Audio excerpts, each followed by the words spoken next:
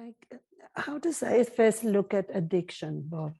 Okay, that's a great question. Again, this is 180 degrees against the way everybody else looks at it, or did. Mhm.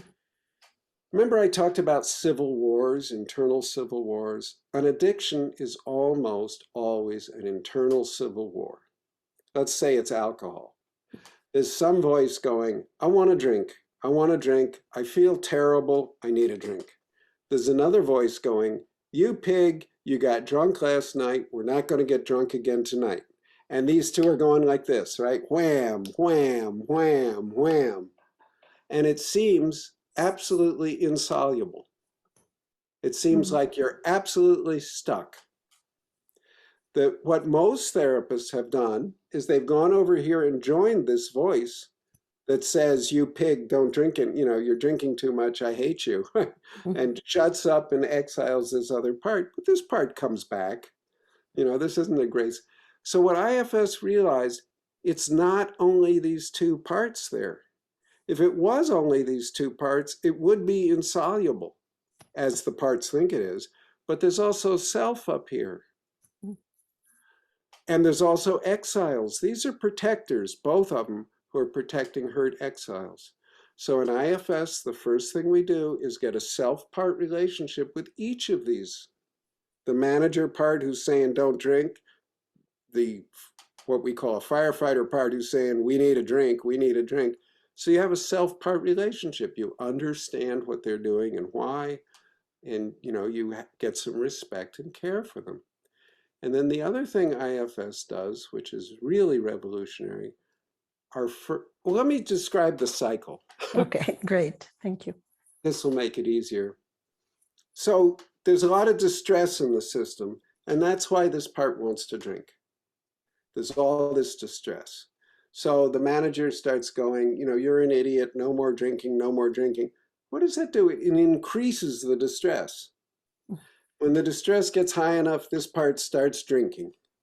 And then it drinks enough, and somewhere down here, there's no more distress.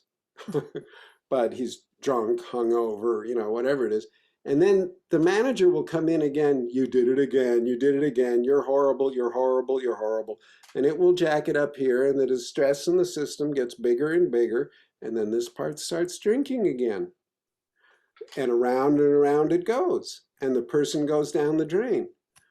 What IFS realized, if you can intervene here first with the manager, you can stop this whole cycle from accelerating. So instead of joining that manager and trying to beat up the part who wants to drink, we go to the manager and say, hey, would you be willing to give us a chance to work with that other part and help it so it doesn't want to drink? Would you stop calling it names and being angry at it?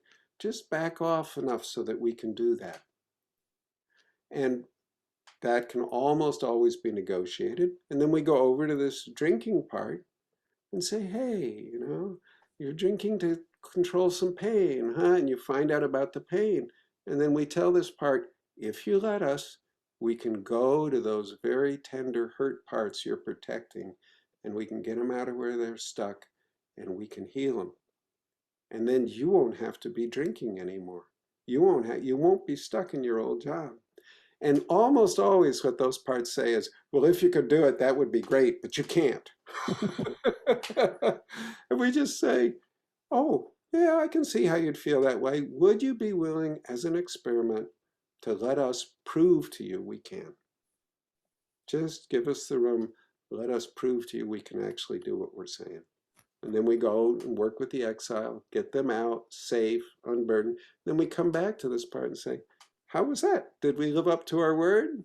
Do you still need to drink? Nah, not so much. And then you go back and negotiate with the manager. But you can see that's very, very opposite of what everybody else was doing. Yes, absolutely. Yeah.